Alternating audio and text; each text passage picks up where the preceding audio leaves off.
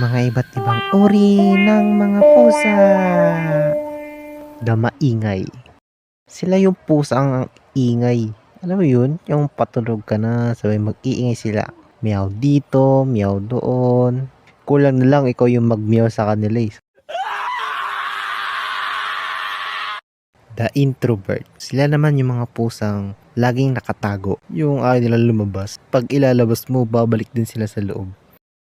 The boy kain. Sila naman yung mga pusang kain dito, kain doon. Yung tipong kakalagay mo lang ng pagkain. Mamaya pagbalik mo, ubos na.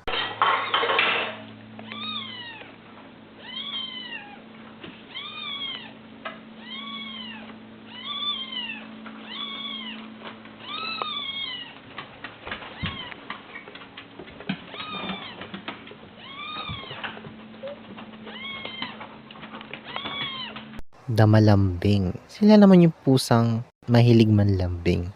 Karamihan sa mga pusa na lalambing ay lalaki. Yung kahit anong mood mo, lagi silang nasa tabi mo. Buti pan pusa na lalambing.